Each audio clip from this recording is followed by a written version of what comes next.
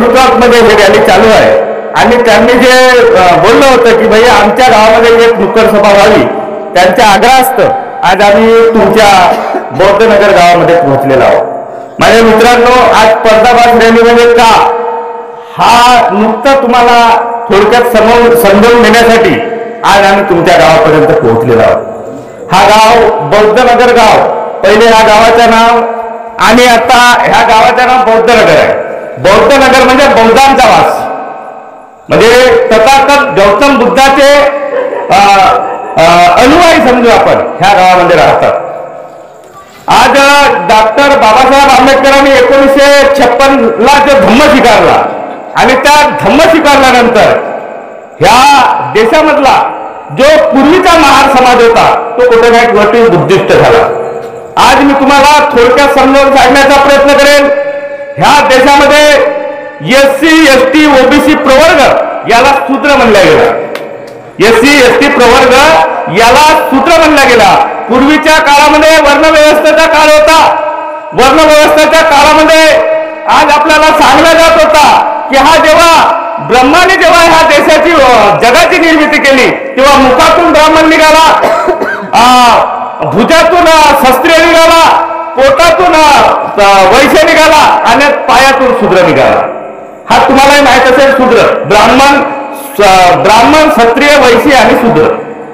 आणि हा शूद्र समाजमध्ये कोण, ते ह्या देशाचा मालक वर्ग, ह्या देशाचा मूळ निवासी जो आहे त्याला डॉक्टर बाबासाहेब आंबेडकरांनी बाग म्हणून नाव दिला, म्हणजे संविधानामध्ये नाव दिला OBC SC आणि ST, म्हणजे 3743 जातीत समावेश असलेला OBC, 1500 जातीमध्ये समावेश असलेला SC आणि 700 750 जातीमध्ये समावेश असलेला ST, म्हणजे OBC ST आणि NT, म्हणजे हा सर्व समाज मिळून त्यांना डॉक्टर बाबासाहेब आंबेडकरांनी बहुजन म्हणून नाव दिलं। आणि पूर्वीच्या काळात, बुद्धाच्या काळात सुद्धा, बुद्धवाच्या काळात बहुजन हिताय बहुजन सुखाय तुमच्या बुद्ध विहारामध्ये निघला असेल, बहुजन सुखाय बहुजन हिताय अशा प्रकारे हे नाव दिलेलं आहे।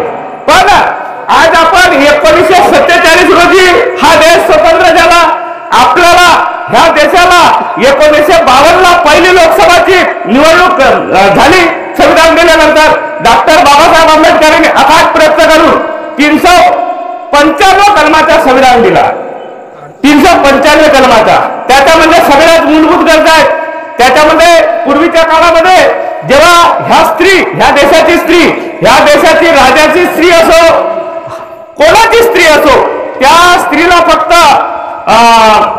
म्हणजे मूल आणि चूल पर्यंत सीमित राहण्याचा अधिकार होता।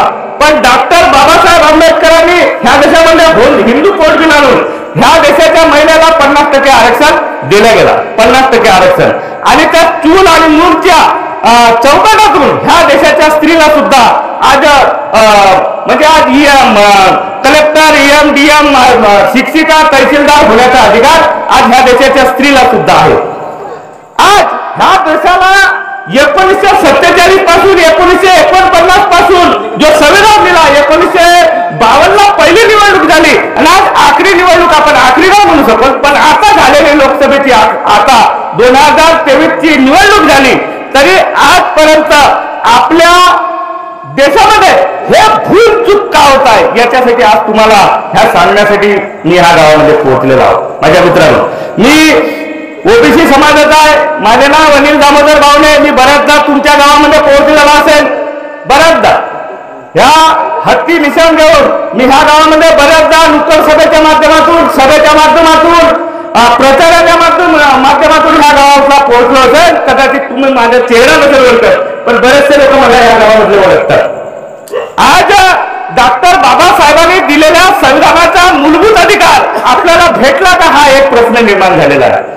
आज ह्या देशाचा SCला जो 15% आरक्षण आहे, काय म्हणतात डॉक्टर बाबासाहेब संविधानाच्या माध्यमातून, जिसकी संख्या भारी उसकी उच्च भागीदारी। आपल्याला पूर्णपणे भागीदारी मिळाली का? आणि भागीदारी मिळाली तर आज कुसा गावातला समाज हा गरीब का म्हणून आहे? डॉक्टर बाबासाहेबांनी समता संविधानातून दाखवलं ना, समता सगळ्यांना समान न्याय हक्क मिळावा। आज बाबासाहेब आंबेडकरांनी दिलेला अधिकार त्यांनी जो बोलला 21 तारखेला समोर, आज तुम्हाला सांगतो ह्या वर्गीकरणाचं, आज वर्गीकरण म्हणजे का आणि क्रिमिनल म्हणजे का मी स्वतः भोगी आहे.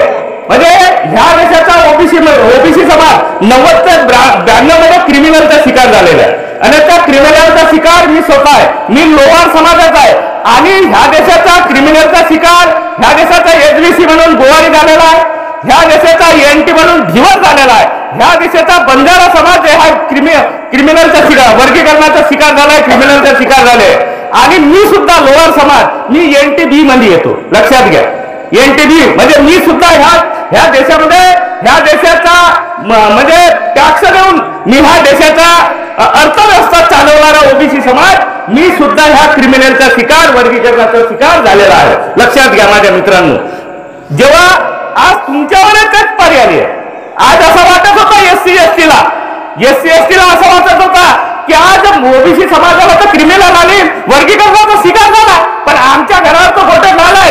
पण आज 78 वर्षानंतर आज एसटी आणि एसटीवर सुद्धा हा गदा येऊन राहिलाय. लक्षात घ्या, गदा येऊन राहिलाय आणि हा आजपासून शिकार झालेला नाही. तुम्ही हा 1947 पासून जेव्हा डॉक्टर बाबासाहेब आंबेडकर संविधान सभेमध्ये जाण्याची कोशिश करत होते, तेव्हा पंडित जवाहरलाल नेहरू, आज ह्या मनोहरभाई पटेलनी सुद्धा, जो तुम्ही ज्याला वोट मारता, ज्या पंजाला वोट मारता, ज्या राष्ट्रवादीला वोट मारता, ह्या डॉक्टर बाबासाहेब आंबेडकरांना 1954 मध्ये हरवण्याचं षडयंत्र मनोहरभाई पटेलच्या, प्रफुल्लभाई पटेलच्या बापाने मनोहरभाई पटेलनी केला.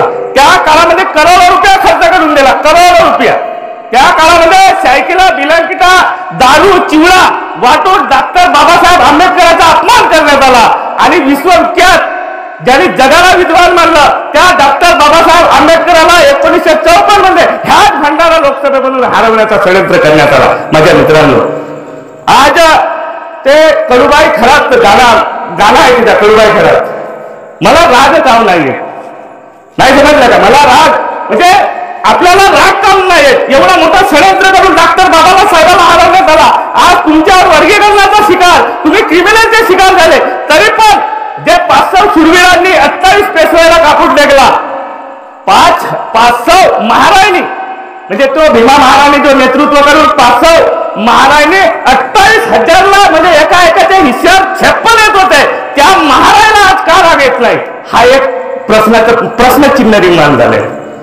आज ह्या मोरगाव अर्जुनी विधानसभामध्ये 75-76च्या घरामध्ये 75-76 हजाराच्या घरामध्ये ह्या मोरगाव अर्जुनी 63 म्हणजे मोरगाव अर्जुन विधानसभामध्ये शेड्यूल कास्ट समाज आहे. आज समजा ह्या मोरगाव अर्जुनी विधानसभेमध्ये समजा कदाचित ओबीसीने सुद्धा तुम्हाला वोट मारला नाही, तुम्हाला एसटीने सुद्धा वोट मारला नाही, पण डॉक्टर बाबासाहेब आंबेडकरांच्या एक तडीने ह्या हत्तीनिशांवर समजा एका महार समाजाने वोट मारला, तरी फक्त तुमच्या भरोश्यावर तुमच्या हक्काचा माणूस निवडून येऊ शकतो. पण आम्ही शिकार झालेलो आहोत, आम्हाला आमच्याच लोक येतात, आमच्या जातीचे लोक येतात, आम्हाला सांगतात की हे अरे बाबा असं नाही, अशा ना असं करा, पंजाला वोट मारा, फुलाला वोट मारा. अरे पंजाला वोट मारणार तर गद्दार समजतो मी, डॉक्टर बाबासाहेबांच्या विचाराचा राहू शकत नाही. की जेव्हा डॉक्टर बाबासाहेब आंबेडकरांना 54 मध्ये हरवण्यात आला, तेव्हा डॉक्टर बाबासाहेब आंबेडकरांचा लिखित स्टेटमेंट आहे, अरे हे मेरे समाजाच्या लोकांनो, हा काँग्रेस जलता हुआ घर आहे, हा काँग्रेस जलता हुआ घर आहे. अगर त्या काँग्रेसचा तुम्ही 4 आण्याचाही सदस्य दिला तर जरूर खाक हो जाल. आज सांगा, आज तेच काँग्रेस संविधान 2023 मध्ये 2024 मध्ये लोकसभेचा तोच राहुल गांधी संविधान घेऊन लोकांना सांगत होता तर मी संविधान वाचवू, आणि त्याच पंडित जवाहरलाल नेहरूंनी त्या काळामध्ये डॉक्टर बाबासाहेब आंबेडकरांना म्हणलं होतं, अरे डॉक्टर बाबासाहेब आंबेडकरांना म्हटलं होतं, हो बाबासाहेब संविधान सभेमध्ये जाण्यासाठी अरे दरवाजाच का, तुमच्यासाठी खिडक्या सुद्धा आम्ही बंद केला. आणि आज आम्ही त्याच काँग्रेसचे तलवे चाटतो, आणि त्यांनाच वोट देऊन आम्हाला असं वाटतं की आता राहुल गांधी संविधान वाचले. अरे मित्रांनो, 78 वर्ष झाले, 52ला पहिली लोकसभा झाली, 47ला आपण स्वतंत्र झालो, आज 2024 आहे. 1995 कलमेचा संविधान आज पूर्णपणे लागू झाला का? सांगा. ह्या देशामध्ये तर प्रायव्हेटीकरण तर हेच होत ह्या संविधानामध्ये. मग हा प्रायव्हेट आला कुठून? म्हणजे ह्या देशामध्ये सर्वात पहिले काँग्रेसने प्रायव्हेटीकरण आणलं होतं ना. तर कोटी नाही कोटी डॉक्टर बाबासाहेब आंबेडकरांच्या लिखित संविधानावर गदा कोणी आणला? ते ह्या देशाच्या काँग्रेसने. ह्या देशाच्या काँग्रेसने सगळ्यात पहिले गदा आणला. तरी पण आम्ही त्यांना जोड मारतो. माझ्या मित्रांनो, आज आमचे प्राचार्य सचिनजी नांदळे तुमच्या गावापर्यंत सुद्धा पोहोचले. बऱ्याचशा चर्चा आज तुम्हासोबत करायच्या आहे. याच्यानंतर मी तुमच्या गावामध्ये येऊ, चर्चा करू. आम्हाला काही नाही, मी असं नाही म्हणत की तुम्ही मला वोट द्या, पण तुमची डिग्री बनवलं असेल एवढ्या वर्षानंतर समजा तुमचा उच्चार केला असेल आणि पूर्णपणे ह्या भारतीय देशाचा संविधान पूर्णपणे डॉक्टर बाबासाहेब आंबेडकरांचं संविधान लागू झाला असेल तर खुशाल तुम्ही ह्या देशाच्या काँग्रेस बीजेपीला वोट मारा. आणि आज तुम्हाला अगर ह्या वर्गीकरणाचा धडा समजला असेल, ह्या क्रिमिनलचा धडा समज. अरे वर्गीकरण म्हणजे का? पहिले आम्हाला वर्गीकरण केलाय.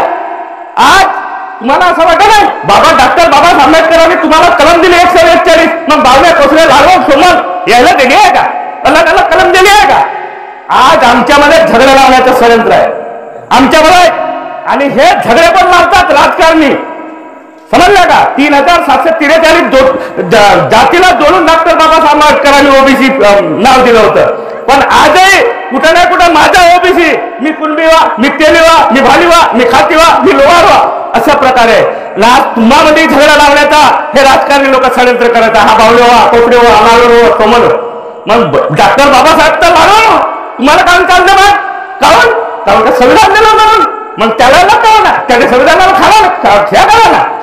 हा अशा प्रकारे षडयंत्र करून तुमच्यामध्ये मतभेद टाकला जातो. माझ्या मित्रांनो, तुम्ही ह्या वर्गीकरणाचा शिकार नको व्हा.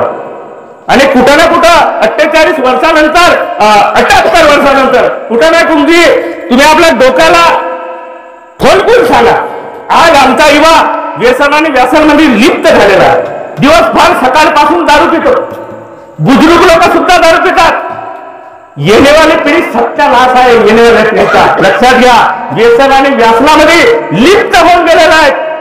व्यसन आणि व्यसनामध्ये आणि राजकारणामध्ये तर हा राजकारणाला आल्यावर 15 दिवस तर त्या नेत्याच्या मागे मागे धावतात. काही लोक आहेत ह्या चुनावामध्ये दारू पिऊन मरतात, कारण का ते दारू 2 नंबरची येते. हा जसे आहे माझ्या मित्रांनो, शिकार नको व्हा. आणि तुम्हाला दारू पिवायची सवकच आहे तर तुमची लायकी आहे दारू पिवायची. तुमच्या मनगटामध्ये ताकद आहे. कोणाची चाटुकारी करून ह्या अशा शिकाराला होऊ नका. आणि डॉक्टर बाबासाहेब आंबेडकरांच्या ह्या विचाराला गालबोट लावू नका. मी आज एवढेच बोलतो, जास्त बोलणार नाही, पूर्णरूपी येणार एवढंच बोलून आपले शब्द इथेच थांबवतो. जय भीम, नमो बुद्धाय, धन्यवाद.